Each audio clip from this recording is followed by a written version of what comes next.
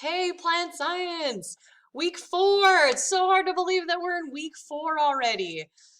It's just craziness. Anyway, we are almost to the end of parts of the plant, which I'm really excited about because then we get to do other cool things, hopefully. So, our last part of the plant that we're going to be talking about is flowers. So, just like we've been doing before, essential vocabulary, really quick slideshow where you're going to talk a little bit about the different parts of the flower. Um, we will have two projects this week. So these are going to go in the gradebook as a summative assessment. Hopefully this should help bring your grade up quite a bit for those of you that might be struggling a little bit.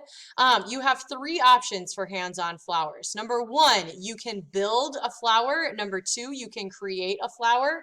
And number three, you can dissect a flower. So number one, building it, if you have like Play-Doh or Legos or K'NEX or I don't know, whatever, you can build a three-dimensional flower. There are instructions on this document. This second document is going to be what you turn in. You're going to make a copy of this one and it'll tell you a little bit about what you need to do in order to be able to do that.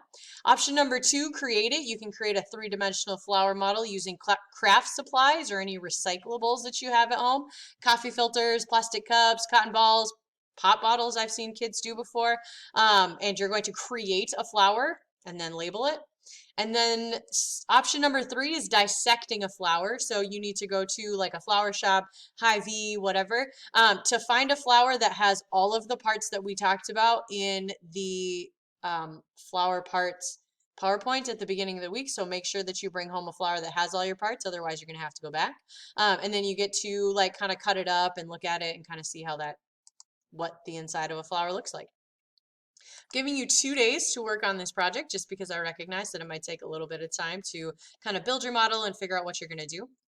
And then the last 2 days this week, you guys are going to be talking a little bit about pollinators and why pollinators are important. So this project or this activity is going to take us like 3 or 4 days. So this is going to go into next week. Part one is going to be talking about why pollinators are important. Part two, you are going to start creating a pollinator garden and a pollinator habitat. The end result of this activity is to potentially design a pollinator habitat that could go in somewhere near where you live. You don't necessarily have to install it if you don't want to. It's just like designing and kind of putting together like what you could put in if you wanted to. So part two is going to start planning and putting those things together. Part two is going to look at where could you put it, and then at a minimum of 5 plants for your pollinator habitat. And then part three is going to be actually creating the design. So we'll get a little bit more into that Monday, Tuesday next week. I want you to for sure work on parts 1 and 2 on Thursday and Friday of this week. Like I said, we're going to be working on part 3 on Monday and Tuesday of next week. So a little bit of a lighter week than you guys have had in the past. You're going to be turning in your flower vocabulary here and your hands-on flowers here. That's all I got for you. Let me know if you have questions as usual, and good luck this week, guys.